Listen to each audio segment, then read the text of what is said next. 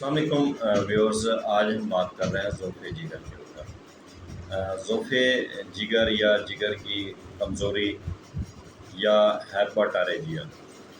تو جگر جو ہے ہماری باڈی کے اندر بہت ہی اہم کردار ادا کرتا ہے، اور ہر اس کو اپنی غذا حاصل کرنے اور اس کے پورے انتظام و اہتمام کے لیے یہ جو حال اس کے متعلق ہوں اس کو پورا کرنے کے لیے چار قوتوں کی ضرورت پڑتی ہے۔ جاذبہ ہو گیا، ماسکہ ہو گیا، ہاضمہ، دافع۔ ایسے ہر جگر میں بھی چار قوتیں کام کرتی ہیں، اور ان سب کے یا کسی ایک کے خراب ہونے اور اپنے فعل سے عاجز ہونے کا نام ضعف القید، ضعف القبض کہتے ہیں، ضعف جگر کا نام دیتے ہیں، یہ جگر کی کمزوری کا ہے۔ اب یہ اسباب کیا ہوتے ہیں ضعف جگر کے یا جگر کی کمزوری کے؟ تو حمام یا مباشرت، کثرت مباشرت اور ریاضت قویہ کے بعد فوری طور پر ٹھنڈا پانی پی لینا، یا دھوپ میں یا دور دراز کا راستہ طے کر کے فوراً پانی پی لینا جسم گرم ہونے کے باوجود، یا ایسے لوگ جو برف کا کثرت استعمال کرتے ہیں، یا جو ہے مطلوب غذائیں دودھ وغیرہ کا زیادہ استعمال کرنا، ٹھنڈے پانی کا زیادہ پینا، یعنی کہ دودھ وغیرہ یا پانی وہ بہت زیادہ ٹھنڈا کر کے استعمال کرتے ہیں، تو یہ اس کے بیسیکلی اسباب ہوتے ہیں۔ ایسے اسباب ہیں جن کی وجہ سے بلغم زیادہ پیدا ہو کر جگر کو کمزوری کی جانب لے جاتی ہے۔ بعض دفعہ جو حرارت جب کہ اعتدال سے بڑھ جائے تو صفرا یا خون کثرت سے پیدا ہو کر جگر کو ضعف کر دیتی ہے۔ اب اس میں علامات کیا ہوتی ہیں کہ اگر جگر کی کمزوری ہو تو اس میں علامات کیا آئیں گی؟ بدن جو ہوگا وہ دبلا پتلا ہونا شروع ہو جائے گا۔ جگر کے مقام پر غذا جگر میں گزرتے وقت میٹھا میٹھا درد ہوگا، تمدن پیدا کرتا ہے۔ بدن کا رنگ زردی یا سفیدی یا سبزی مائل نیلو گون ہو جاتا ہے۔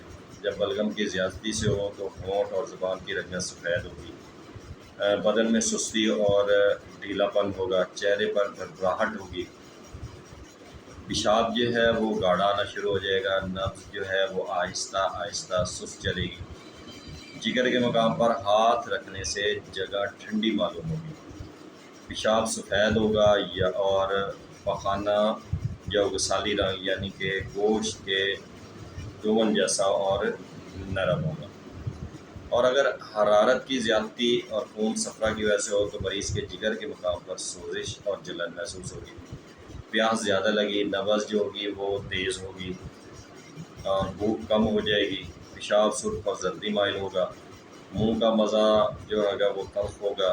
اگر خون کی زیادتی سے ہو تو مذکورہ والا علامات حرارت کے ساتھ اعضاء میں گرانی اور چہرے پر سرخی لائیں گی، رگیں جو ہوں گی وہ پھولی ہوئی ہوں گی، ابھری ہوئی ہوں گی، یعنی کہ اپنی عام جو ڈایا ہے اس سے زیادہ ڈایا میں ہوں گی، منہ کا مزہ جو ہوگا وہ شیریں ہوگا۔ اب اگر یہ اسباب آتے ہیں تو ان کا ہم علاج کیسے کریں؟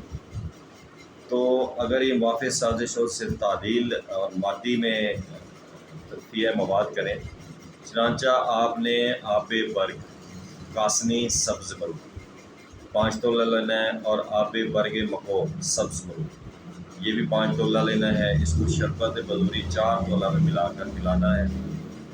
تو ان تمام حالتوں کے ضعف جگر کے تمام معاملات کے لیے یہ بہت ہی اچھا نسخہ ہے۔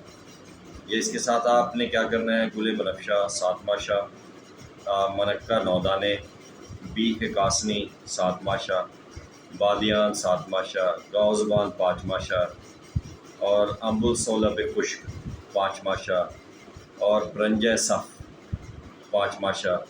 رات کو آپ نے گرم پانی میں بھگو کر صبح کو آپ نے اس کو اچھی طرح مل چھان لینا ہے، اور وہاں سے اس کو آپ نے اس کا جو عرق ہے وہ علیحدہ کر لینا ہے، اور خمیر بنفشہ 4 تولہ ملا کر آپ مریض کو پلا دیں تو انشاءاللہ کچھ ہی عرصے میں جو جگر کے معاملات ہیں، چاہے وہ بلغم کی وجہ سے ہیں یا عدت کی وجہ سے ہیں یا کسی اور وجوہات کی وجہ سے جگر کی کمزوری آ رہی ہے، تو اللہ کے حکم سے جو ہے وہ ٹھیک ہو جائے گی۔